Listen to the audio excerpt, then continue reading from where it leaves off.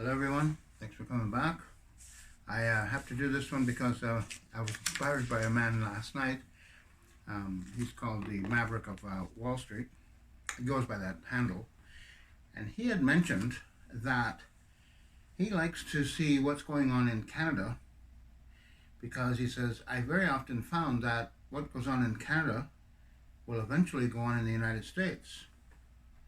Now I have been harping on the fact that we do not have justice. We don't have law in Canada. Rule of law, let's say. Rule of law. This is from United States courthouses. You know, where the law ends, tyranny begins. Canada doesn't have law anymore. Not rule of law. We can't protect ourselves from the abuses of the Crown. This woman in here, she is a First Nations woman, and she's the First Nations Attorney General for Canada. And she wouldn't support me when I was complaining to her about my mail being opened and the RCMP chasing me all over the goddamn place and going to places where I work and interviewing people and shitting in my face, which they do. So then it came to be her turn. Now this is showing that there's 45,000 legal claims against the government of Canada that have not been heard, and this is of 2016. But she supported it. Okay? She's told what to say by the Parliament, which is the Prime Minister, who is Justin Trudeau right now. And he explained that Canada just can't afford it. So these abuses of our system of law continue. But she had a little problem. She ran into a company called SNC Lavalin in Quebec, and they are a very corrupt company. The Lavalin family has a mansion which is right beside Justin Trudeau's mansion. They have mansion to mansion. They're very, very wealthy people. Extreme wealth. So she decided she's going to prosecute, get the RCMP to bring a charge, which is the most ridiculous thing in the world because the RCMP fuddle-daddle up anything they touch. Justin Trudeau didn't like it, and he's a man who loves women, and he has to have them around him all the time. But in this case, he fired this woman, threw her out of the cabinet.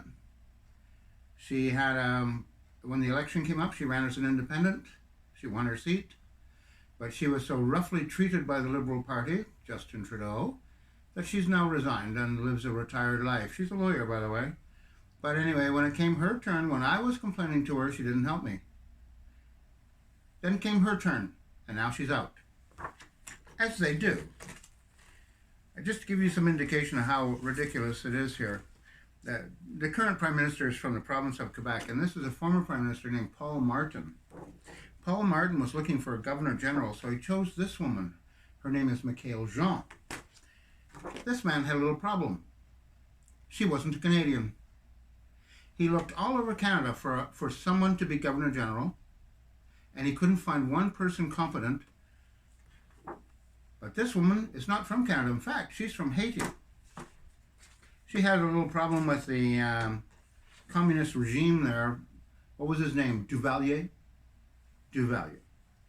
This woman said she's not taking the job. She's not interested in it at all. She used to fraternize with FLQ members. In fact, she still has a gift from them. She was a separatist, to my knowledge. And once she got the job, well, what happened, I'll just tell you how she got the job. She was married to a guy from, I believe he's from France. He's a Frenchman from France.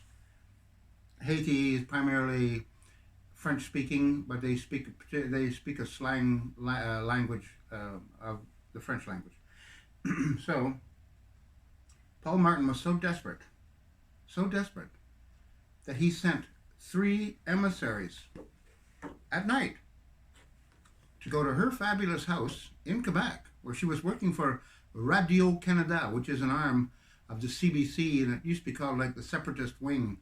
They really like Quebec nationalism, but they don't call themselves CBC. It is Radio-Canada. She was working there. She had a work permit for Canada, not a citizen. Pays her taxes, of course. So the 3 emissaries, this is good. I guarantee it. The 3 emissaries went at night riding tamed moose. I've been told that this is true. Canada has 3 special moose. I believe the RCMP look after them. And for special occasions, they bring these moose out. I mean, it's very impressive, right? You have the 3 wise people on these mooses, if you will, show up at our house. Somebody could reach down and ring the doorbell, or perhaps one of the moose with a bright, shiny red nose pushed the doorbell to Michael Jean's house. She came to the door. Actually, her husband came to the door. She didn't come to the door. Short conversation, and he said, "Listen, piss off." Sorry. He's a Frenchman, so he says, "Listen here, you piss out, you English squarehead pig dogs. Piss off. I call the police." Now, the problem with calling the police is those moose belong to the police, so anyway, they stayed on the moose. Eventually, Michael Jean came to the door, and they begged her. Actually, it took them more than one night to get this done. It went something like that, like this. "Please, please." You'd think they were all James Brown. And then she said, eventually she relented. She relented eventually. I think it took three straight nights. Strangely enough, the CBC broadcaster was not there to film this. The 3 emissaries, they couldn't afford film for the camera, maybe? Everyone knows that the CBC is actually the propaganda arm of the Liberal Party, and Paul Martin was the Liberal. He's the Liberal Party and he's from Quebec. Even more important. So what happens next? There's a little snag. This woman's not a citizen of Canada. So this man told her, "You have to become a citizen, so get rid of your citizenship for France and Haiti and become a citizen of Canada. You work here, for God's sake." Well, this woman didn't like being spoken to in that manner, so she told him to piss off. "You English squarehead pig dog." Eventually, she relented. I believe she gave up citizenship to France and kept Haiti. That's her home country. So we get a Governor General because this man couldn't find a Canadian. There were none. He's a Liberal. There are none that he could find in Canada. Nobody. Wow. Fabulous, right? I had to watch the clock because I'm only allowed 10 minutes here. I wanted to bring up something else. This man's name is David Suzuki, or as they call him here, St. David. He works for the CBC. They used to be called Canadian Broadcasting, but it's more like the Communist Broadcasting. They're the propaganda arm of the Liberal Party of Canada. He's tens of millions a year he gets paid for his broadcasts. This man promoted the bombing of oil and gas pipelines in the province of Alberta, which is hated by Quebec. Hated actually by all the prime ministers of Canada who we've ever had. They all hate Alberta. Here's an irony for you. This man is Pierre Elliott Trudeau. Actually, let me do his whole name because his real name is Joseph Philippe Pierre Yves Elliott Trudeau. And he didn't think that the word Joseph was good enough for an intellectual, which he always described himself as. I mean, do you know any intellectuals who have a name of Joe? Joe Trudeau is here. He's going to speak. Well, he's got a six-pack under his arm, and being a Frenchman, he's also got a baguette. Anybody know what a baguette is? Well, it doesn't matter. However, let's get back to this man. Just recently came under a lot of criticism because he encouraged people to blow up the lines. Supposedly, I mean, that's what it said. So he apologized. Now, he goes around to high schools and he tells young kids, do not get married, do not have children, do not buy a house. How many houses does this man have? He owns 3. He has 5 children. His houses, here in Vancouver where I live, his houses are all heated by gas coming from Alberta.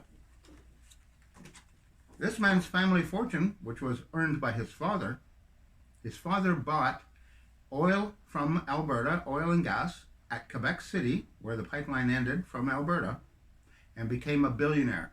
This man is an only child. He inherited everything. Fabulous, isn't it? Great. And this man, and all the prime ministers of Canada, get to promote people like this woman, who I wrote to, and she sent me a freaking monster response. This woman does what Parliament tells her to do. The judges of Canada must go to Parliament to get direction. I have a letter up here. Oh, it's down here. I just wanted to show you this. I should have brought my glasses. Anyway, this Chief Justice from Alberta, actually, her name is Catherine, oh, that's good, Catherine Fraser. And other judges, Justice Jean Cote and Justice Jack Watson. Okay, they went as far as to issue an invitation to Parliament to consider its opinions. If the judiciary fails to create rational, proportionate, and predictable sentences, Parliament did not intend sentencing to be an unguided missile, is how they worded it. The 3-2 majority said, public confidence is eroded. Oh my, when the requirements of legality are not apparent in a criminal sentence, not just criminal, civil sentences. Judges won't let you speak. I've been there many times. I have to get off. I'm sorry. I'm going to have to start again. This man raped one of his high school students. He's the current Prime Minister of Canada, and the RCMP refused to charge him. They would screw it up anyway, because they can't investigate anything.